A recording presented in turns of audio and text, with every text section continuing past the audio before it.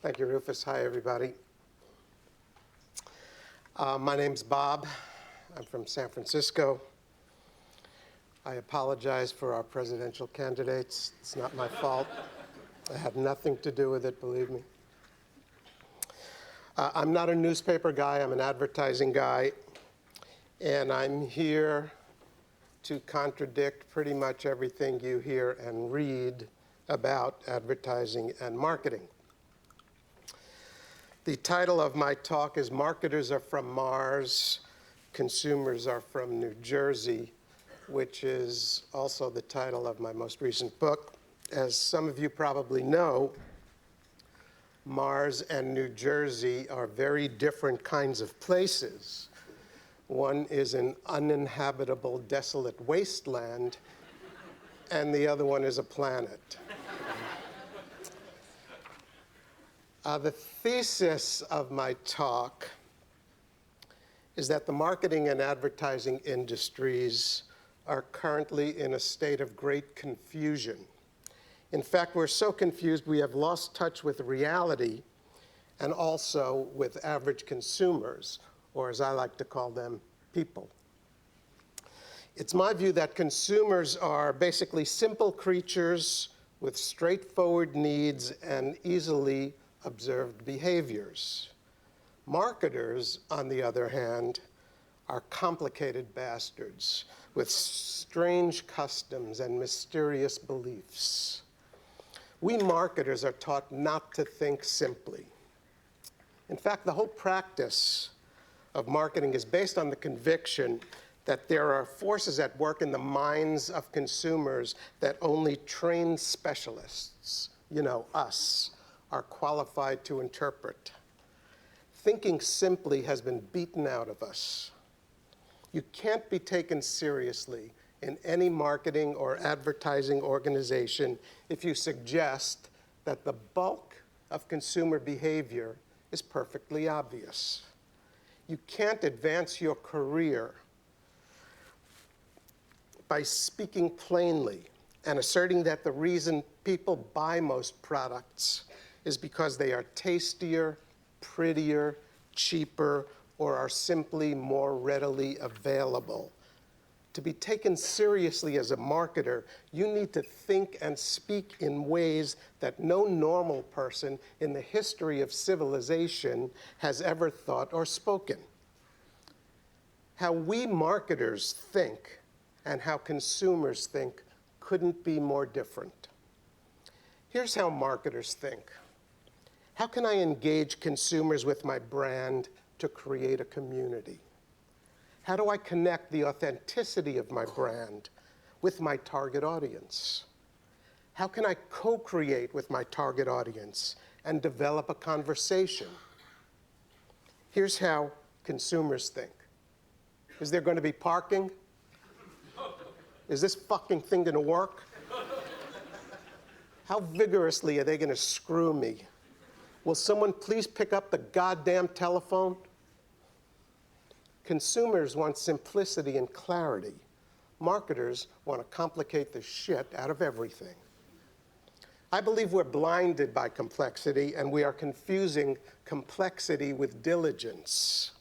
Every day we agency people go into work, and we have meetings, and we have conference calls, and we write briefs, and we build PowerPoint decks, and we read emails, and we write memos, and we make presentations, and we have uploads and downloads and offsites and insights.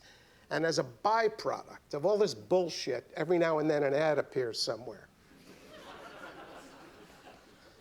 Am I right, agency people?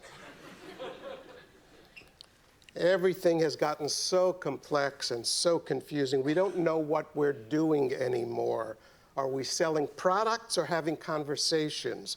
Are we curating content or doing branded storytelling or brand engagement or co-creating or building communities? We don't know what the hell we're doing anymore.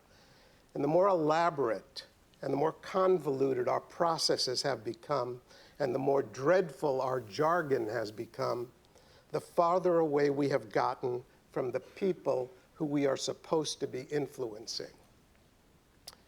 Now, as you well know, there have been amazing changes in technology and media and communication. And these changes were supposed to bring radical changes to consumer behavior.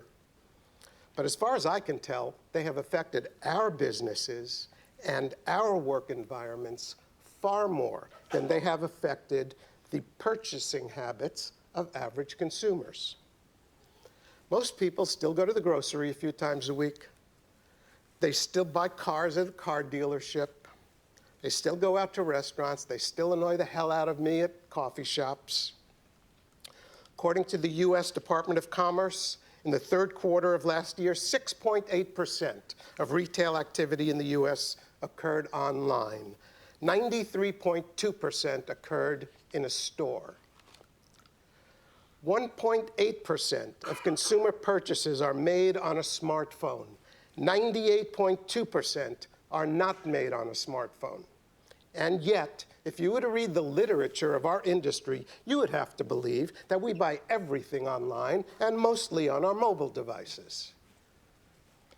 Now, I am from another country, so I don't know how closely the statistics from the US mirror those of yours.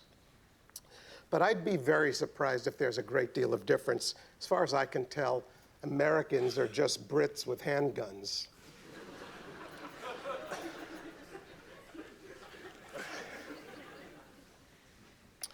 I believe we have been operating under some highly questionable assumptions that have disconnected us from the thinking and behavior of average people. We have grossly exaggerated the importance of brands in the lives of consumers. We have an immoderate and false faith in the death of traditional marketing practices and media. We have largely overstated the sales value of social media. We are conveniently disregarding the alarming amount of sleaze, fraud, and corruption in the online advertising industry. We are abjectly disregarding people over 50 who are the most powerful consumer group in the history of the world. And we have grossly inflated the importance of advertising media at the expense of advertising creativity. Other than that, we're doing great. Now, I only have about 20, 25 minutes here to piss off every CMO in the room, so I'm going to focus on three areas that I believe are significantly responsible for our estrangement from reality. They are the brand delusion, second is the digital delusion, and third is the age delusion. All of these delusions have one thing in common. They take a little bit of truth, and then they distort it, and they exaggerate it, and they torture it to the point at which it does us marketers more harm than good. Let's start with our first delusion, the brand delusion. Now, as I'm sure you know, creating a strong brand should be every marketer's primary objective. And the highest goal of advertising is to create a strong brand. But our industry has taken these truths and twisted them into silly fantasies. There's a widespread belief in our business that consumers are in love with brands, that consumers want to have brand experiences and brand relationships and be personally engaged with brands and read branded storytelling and co-create with brands. Let's listen to Saatchi & Saatchi's description of what they call love marks. They reach your heart as well as your mind, creating an intimate, emotional connection that you just can't live without. It's very touching. Unfortunately, it's bullshit. In fact, a study by Havas Media said, quote, in Europe and the US, people would not care if 92% of brands disappeared from the face of the earth. And to be perfectly honest here, I would not care if Havas Media disappeared from the face of the earth. One consequence of all this baloney is that we have spent almost 10 years and billions of dollars exhorting people to join the conversation about our brands. What I want to know is what conversation? All you have to do is go to your Facebook page, and if you can read, you can see that no one is having a conversation about brands. But don't take my word for it. A study by Forrester Research reported that only 0.07%, that's 7 in 10,000 of a major brand's followers engage with one of its Facebook posts. On Twitter, the number is even lower, 4 in 10,000. And remember, this isn't for consumers in general. This is just for the tiny component of the population who already turned themselves in and became fans of the brand. And yet there are people in our business who actually believe that consumers are in love with brands. You go to their Twitter profiles, I'm passionate about brands. You're what? Dude, get a fucking girlfriend.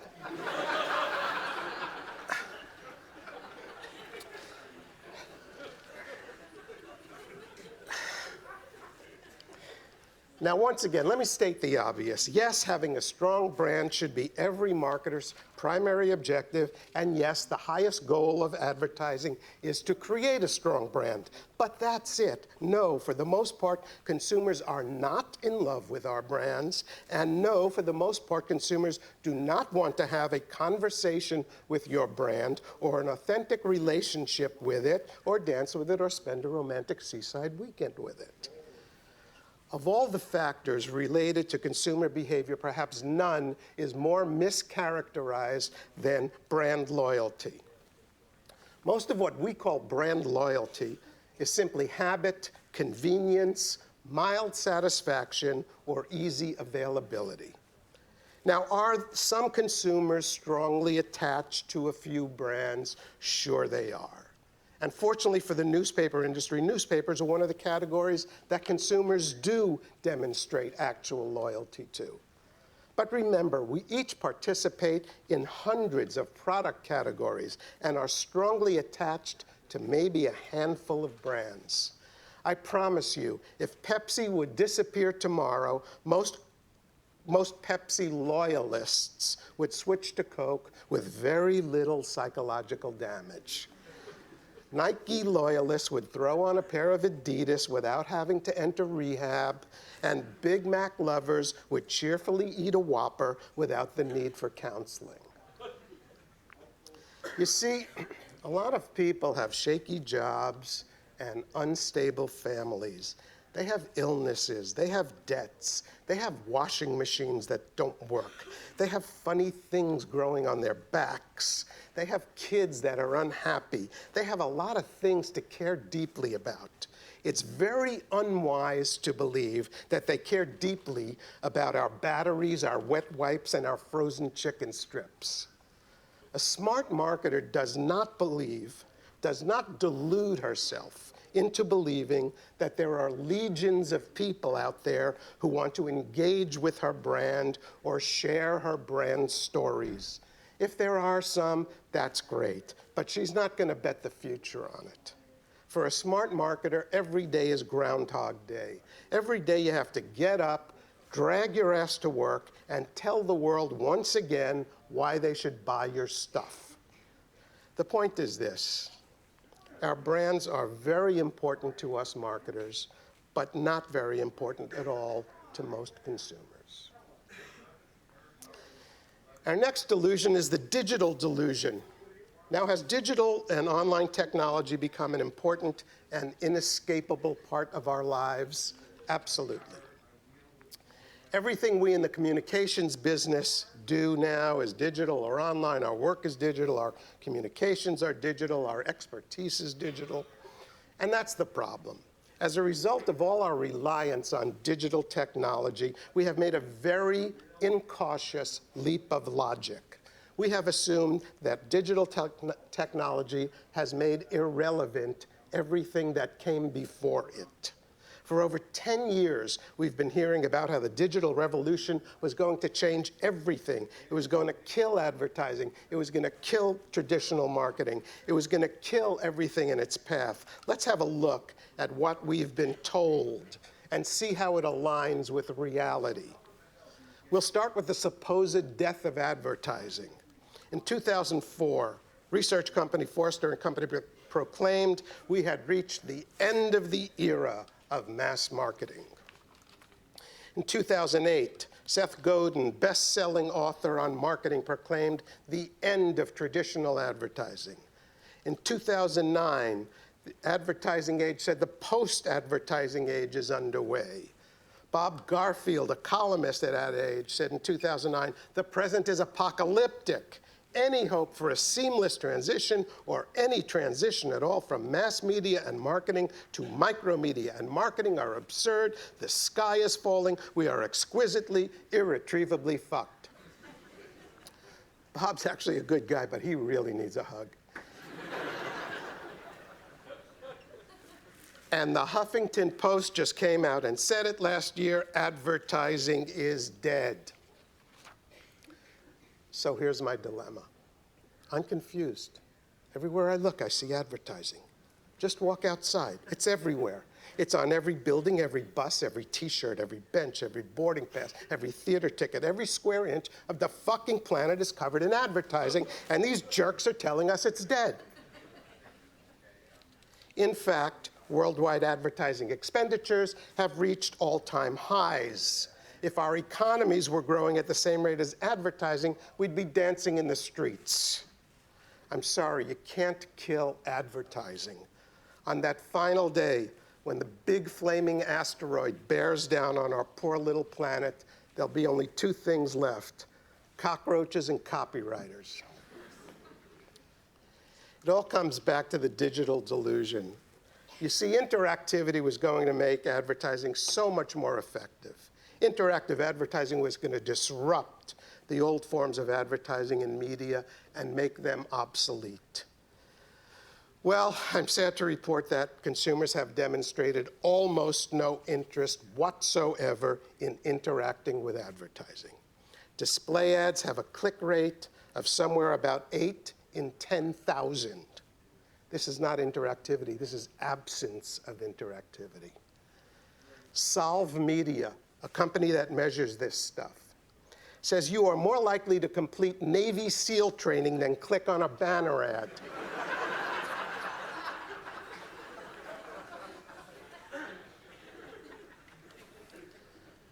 The idea that the same consumer who was frantically clicking her TV remote to escape from ads was going to gleefully click her mouse to interact with them is going to go down as one of the great marketing delusions of all time.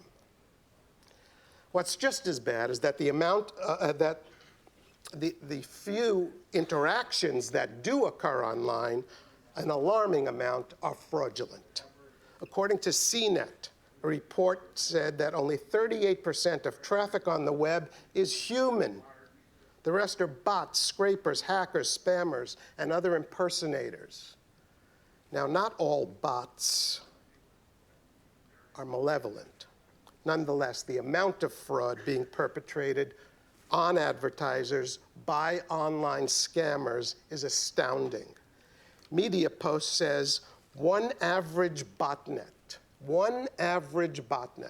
can produce 1 billion fraudulent online ad impressions a day. And nobody knows how many average botnets there are out there, or above average botnets.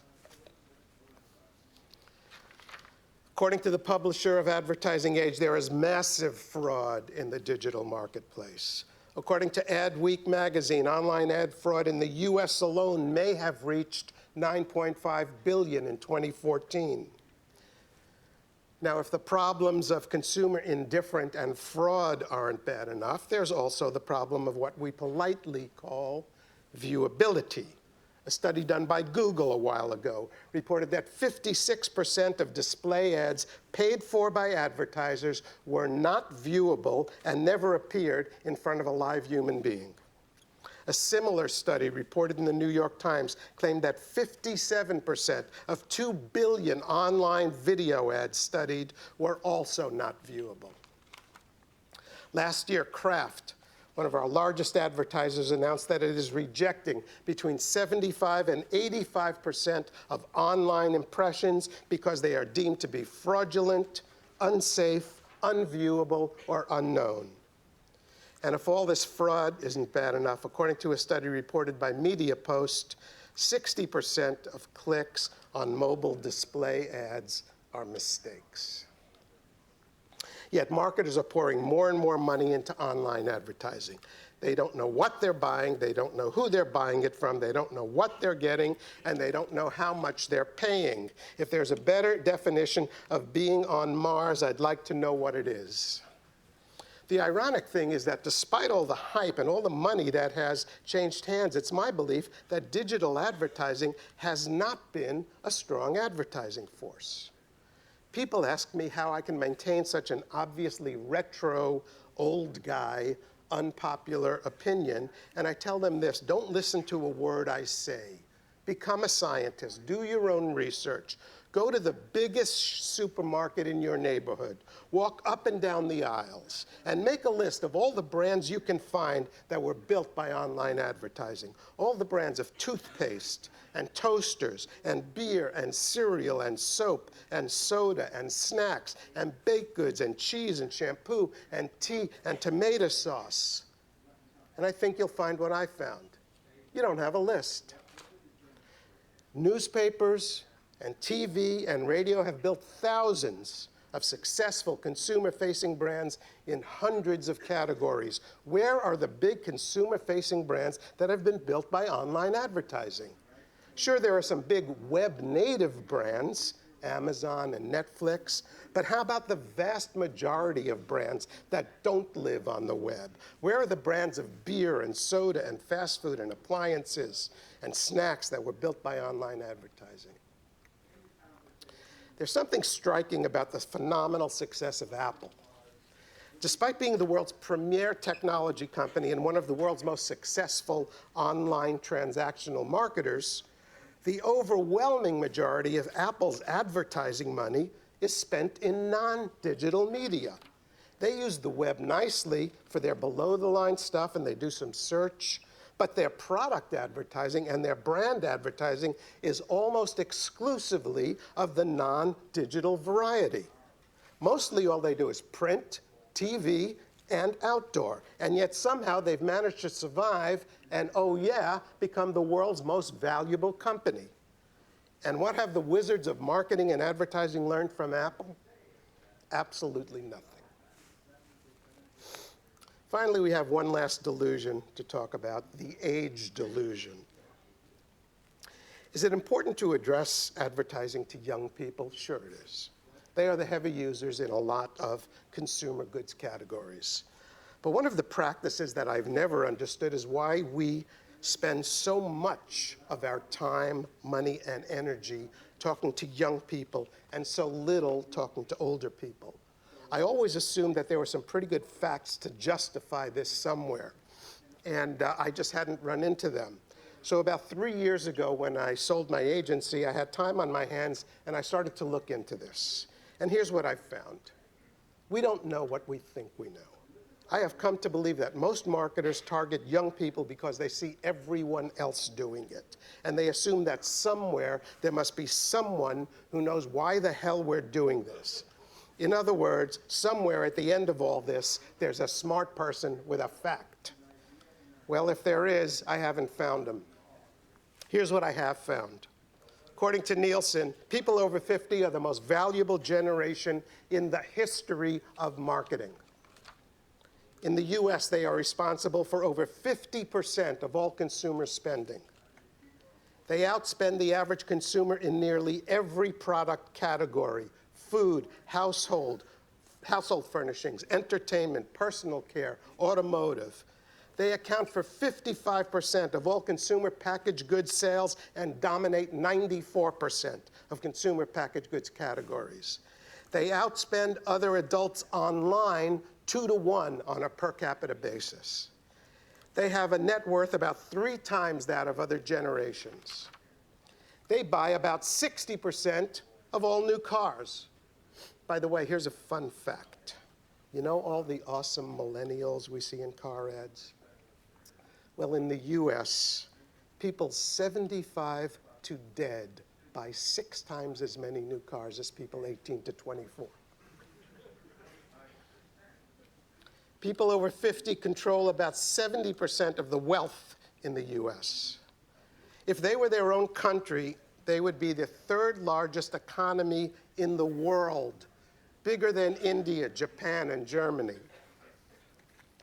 Now, let me ask you a question. Do you really think it's a good idea to ignore these people? And yet, people over 50 are the target for 10% of marketing activity in the US. Why does this foolishness exist? Because marketers are from Mars. We have invented all kinds of bullshit for why we ignore people over 50. But the real reason we ignore them is that we hate them. The marketing and advertising industries hate old people. We like the excitement of youth, not the boredom of middle age and the frailties of old age. We can't build ourselves a hot advertising career by talking to old farts. Consequently, we've invented all kinds of convenient baloney to justify our malpractice. The big problem here is that there's no one over 50 left in advertising. The advertising and marketing industries have been demographically cleansed of people over 50. While the over 50 adult population of the US is 42%, the over 50 population of the advertising industry is under 6%. Our neglect of older consumers and our pandering to young people is nothing but narcissism disguised as strategy. It's marketing by selfie stick. I guess Forbes magazine summed it up best. People over 50, they said, are the most ignored wealthy people in the history of marketing. Okay, I'm almost done here. So what are we to make of all this? Despite our veneer of creativity, the advertising business is one of the most imitative and conformist businesses in the world. Once something becomes trendy, it is very difficult and, in fact, dangerous for someone to go against the grain. I could never have said to my clients 3 years ago when I was CEO of an ad agency what I have said here today. It would have been too dangerous. Are things changing? Of course things are changing. Things are always changing. I'm not saying we should ignore technology or that new media modes can't be useful or that young people should be ignored. What I am saying is that we need to maintain some perspective and get over our obsessions. We need to stop falling for the exaggerated, irresponsible baloney that has been sold to us by people with an ideological or financial interest in creating hysteria and promising miracles. We've become too gullible and too respectful. We need to question everything. Here's my advice. Give yourself the wonderful freedom of skepticism. Don't listen to loudmouths like me. Go out and dig up the facts for yourself and draw your own conclusions. Nobody is smarter than the facts. I'm astounded that a whole industry that's supposed to be creative and forward-thinking has been operating on unreliable principles and fanciful delusions that have been sold to us by people who have been wrong over and over. The marketing industry has been spending too much time on another planet. We need to get back down to earth. Thank you very much.